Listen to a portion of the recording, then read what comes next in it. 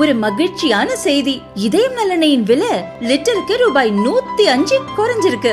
September 2023ல 1 litre இதயம் நல்லெண்ணெயின் அதிகபட்ச விலை ரூபாய் 503. ஆனா இப்ப 1 லிட்டர் இதயம் நல்லெண்ணெயின் விலை ரூபாய் 398 மட்டும்தான் தமிழ்நாட்டுல. அப்ப இனிமே எல்லாரும் இதயம் நல்லெண்ணெய் வாங்கலாம் இல்ல?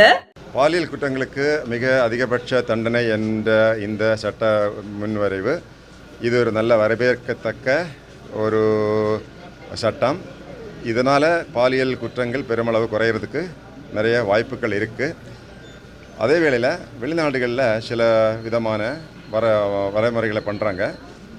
சீரியல் அஃபண்டர்ஸ், அதாவது தொடர்ந்து இது போன்ற குற்றங்களை செய்யக்கூடிய குற்ற பழக்கம் உள்ள சில குற்றவாளிகள் அங்கங்கே இருக்கிறாங்க.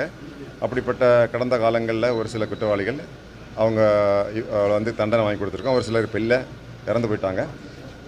அதுபோன்ற குற்றவாளிகள் அவங்களுடைய பழைய ரெக்கார்ட்ஸை வச்சு வெளிநாடுகளில் அவங்கள மைக்ரோசிப் அவங்க உடம்புலையே ஒரு எலக்ட்ரானிக் சாதனத்தை ஃபிக்ஸ் பண்ணி இந்த நபர் எங்கே போகிறாரு அப்படின்னு கண்காணிக்கிறாங்க.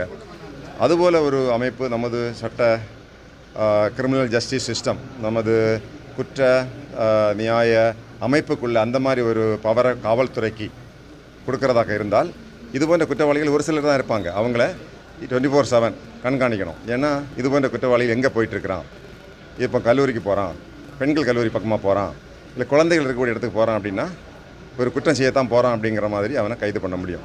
இது சில வெளிநாடுகளில் அதிகமான மனித சுதந்திரத்தை மதிக்கக்கூடிய நாடுகளெல்லாம் கூட இந்த வசதி இருக்குது. அதுபோன்ற வசதி தமிழ்நாட்டில் காவல்துறை, இந்திய காவல்துறைக்கு கொடுத்தா நல்லாயிருக்கும். தமிழ்நாடு காவல்துறை அதிகாரிகள் ஏற்கனவே சம்மந்தப்பட்ட குற்றவாளிகள் இருப்பாங்க, இது போன்ற குற்றத்தில் அவங்கள கண்காணித்து இது போன்ற குற்றங்கள் அவங்க செய்யாததுக்கு முன்னாடியே முன்னெச்சரிக்கையாக அவங்களை கைது செஞ்சாக்கா இது போன்ற குற்றங்கள் நடைபெறாமல் இருக்கும்.